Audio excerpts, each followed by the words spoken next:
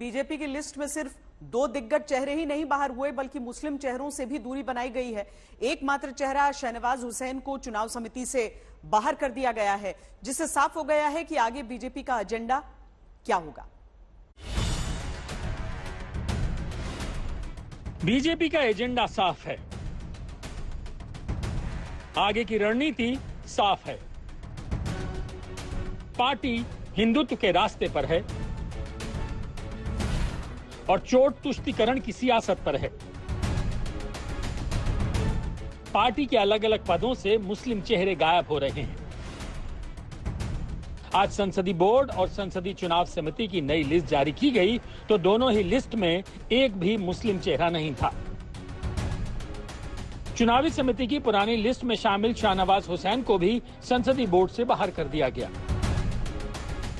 वहीं संसदीय बोर्ड में अल्पसंख्यक चेहरे के रूप में पहली बार किसी सिख चेहरे की एंट्री हुई है, जहां पूर्व आईपीएस इकबाल सिंह को शामिल किया गया।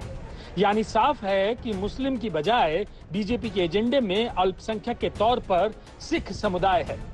किसान आंदोलन के बाद से इनकी नाराजगी दूर करने की कोशिश की जा रही है।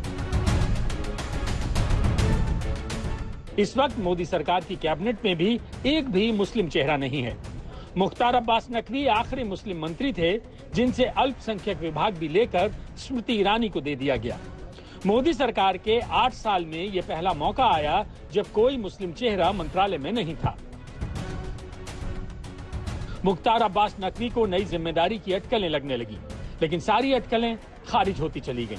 उपराष्ट्रपति उम्मीदवार को लेकर उम्मीद थी कि बीजेपी किसी मुस्लिम चेहरे को मैदान में उतारेगी, लेकिन जगदीप धनखड़ के नाम के ऐलान के साथ ही ये उम्मीद भी खत्म हो गई। वहीं मोदी कैबिनेट पूरी तरह से मुस्लिम मुक्त हो गई।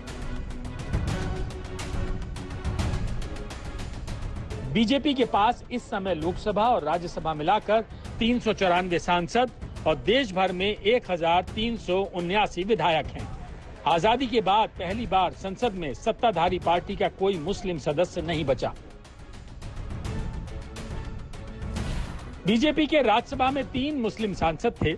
इनमें मुख्तार अब्बास नकवी, सैयद जफर इस्लाम और एमजे अकबर शामिल थे, लेकिन तीनों का कार्यकाल खत्म हुआ, जिसके बाद मुस्लिम चेहरे की एंट्री बंद हो गई। वहीं राज्यों की बात करें तो सिर्फ यूपी में अल्पसंख्यक मंत्री दानिश अंसारी ही इकलौता मुस्लिम चेहरा बचे हैं। बहरहाल एक एक कर बीजेपी से मुस्लिम चेहरे बाहर होते नजर आ रहे हैं, जिसकी एक नई किस्त चुनावी समिति के सदस्यों की नई लिस्ट के तौर पर जारी हुई है। आज तक ब्यूरो।